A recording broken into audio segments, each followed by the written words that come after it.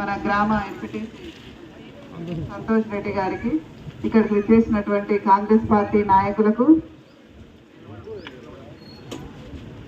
మన కుమ్మర గ్రామ ప్రజలందరికీ, మా ఆడబిడ్డలకు, మా అన్నదమ్ములకు, ప్రతి ఒక్కరికి పేరు పేరున నా యొక్క నమస్కారాలు తెలియజేసుకుంటున్నా. నేను కుమ్మర గ్రామానికి ఒక 4-5 సార్లు వచ్చిన. అల్లోజీ చచ్చిపోయినప్పుడు వచ్చి ఆ రోజు మొత్తం ఈడనే ఉన్నా.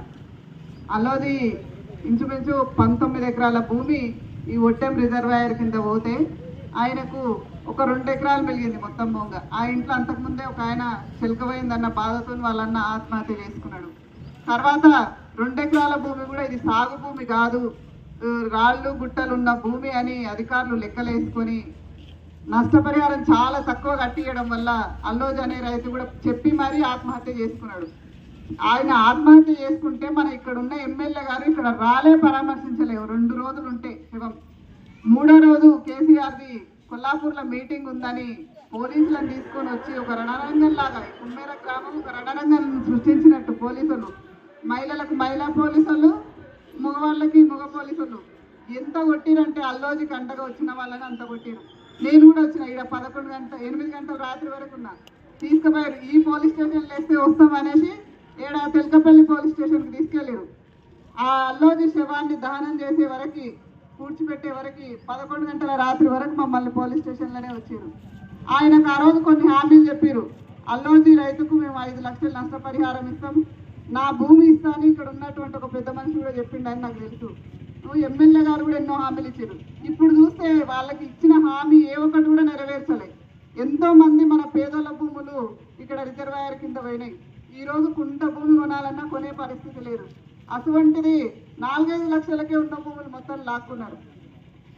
అడ్డగోలుగా ఇక్కడ ఉన్నటువంటి కొంతమంది మీద ఒక ఆయన చనిపోతే ఆయనది ఆత్మహత్య అని సృష్టించారు, హత్య చేస్తే. ఆ పేపర్లు కూడా ఎవిడెన్స్తో సహా ఉన్నాయి, పేపర్లలో కూడా వచ్చింది.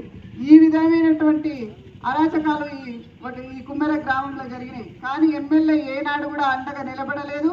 ఎన్నో సందర్భాలలో చెప్పిండు మన మాజీ ఎమ్మెల్యే మరి జనార్దన్ రెడ్డి, భూమి పోయిన వాళ్లకు ప్రభుత్వం ఇచ్చే నష్టపరిహారంతో పాటు నేను 1 లక్ష రూపాయలు నా సొంత డబ్బులు ఇస్తా అని చెప్పిండు. ఇక్కడ ఈ గ్రామంలో ఒక్కరికి అయినా ఇచ్చిండా? మీరు ఒకసారి ఆలోచన చేయాలి. ఇక్కడ ఎంతో మంది భూములు కోల్పోయారు, ఇల్లు లేవు. చాలా మంది గుడిసెలళ్ళు ఉన్నారు, అక్కడ పైగేరిపోతే మట్టి మిద్దెలళ్ళు ఉన్నారు. 10 ఏళ్ల నుంచి ఆ ఇళ్లలో ఉంటున్నారు. అంటే ఏ విధంగా ఉంటుంది పరిస్థితి? కాబట్టి మన కాంగ్రెస్ ప్రభుత్వం వచ్చింది. రేవంత్ రెడ్డి గారి పరిపాలన, రాజేష్ రెడ్డి గారి పరిపాలన, రాజశేఖర్ రెడ్డి గారి పరిపాలన ఏ విధంగా ఉంటుందో అదే విధంగా ఉంటుంది. మన పేదలకు న్యాయం జరుగుతుంది. మనమందరం ఇల్లు తెచ్చుకుందాం, మనకు నష్టపరిహారం ఇప్పించుకుందాం. అదేవిధంగా మన మల్లురావి గారు పిలిస్తే పలికే నాయకుడు అని పేరు తెచ్చుకున్నాడు. ఆ మంచి పేరు రావాలంటే ఒక రోజులో సాధ్యమయ్యే పని కాదు. చెడ్డ పేరు ఎంతసేపు 10 నిమిషాలలో వచ్చేస్తుంది. కానీ ఒక మంచి పేరు రావాలంటే ఎన్నో సంవత్సరాల కష్టం ఉంటే తప్ప అంత మంచి పేరు రాదు. పిలిస్తే పలికే నాయకుడు అని అంటే మల్లురావి అని వచ్చింది అని అంటే ఎంత ప్రజలకు అండగా ఉంటే ఆ పేరు వస్తుందో మీరందరూ ఒకసారి ఆలోచన చేసుకోవాలి. పెద్ద వయసు, పెద్ద వ్యక్తి, బడుగు బలహీన వర్గాలకు అండగా నిలబడేటటువంటి వ్యక్తి. కాబట్టి మీరందరూ కాంగ్రెస్ పార్టీని, మల్లురావి గారిని ఆశీర్వదించాలని మిమ్మల్ని అందరినీ కోరుకుంటున్నా. ఇక్కడ మన ఆర్ఎస్ ప్రవీణ్ గారి గురించి, ఆయన ఇప్పుడు మన బీఆర్ఎస్ పార్టీ నుంచి పోటీ చేస్తుండు. ఆయన ఒకప్పుడు ఐఏఎస్. మన లాంటి వ్యక్తులు ఆయన గురించి చిన్న మాట కాదు, ఏ అర్హత లేదు, ఆయన టచ్ చేసే అర్హత కూడా లేనటువంటి స్థాయిలో ఉన్నటువంటి వ్యక్తి. అటువంటి వ్యక్తి కేసీఆర్ పరిపాలనలో దళితుడు అనే ఒక్క కారణంతో ఆయన పై స్థాయికి డీజీఓ ఐజీఓ అయ్యే లెవెల్కు పోవాల్సిన వ్యక్తి కేసీఆర్ వల్లనే పోలేకపోయినా అని ఆయననే బహిరంగంగా చెప్పిండు. అటువంటిది ఈరోజు ఆయన ఒక సొంత పార్టీ పెట్టి ఆయన వల్లనే, కేసీఆర్ వల్ల నేను నష్టపోయినా, కేసీఆర్ని ఏ విధంగా అయినా గద్దె దించుతా అని చెప్పినటువంటి ప్రవీణ్ కుమార్ గారు ఈరోజు ఆయన సంకల్ని ఎక్కి మళ్ళీ మన ముందరకు వచ్చిండు. ఏ విధంగా నమ్ముతారు మీరు ఆయనని? ఇక్కడ ఉన్నటువంటి పోయినసారి ఉన్నటువంటి ఎంపీ అభ్యర్థి, ఎంపీ గారు రాములు గారు ఏ ఒక్కరోజన్నా మన గ్రామంలోకి వచ్చిండా?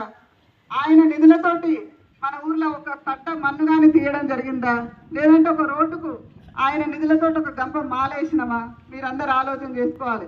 మల్లురావి గారు గెలిస్తే మనకు ఎంపీ నిధులు వస్తాయి సెంట్రల్ నుంచి, ఎమ్మెల్యే గారి నుంచి ఫండ్స్ వస్తాయి, ఎమ్మెల్సీ గారి నుంచి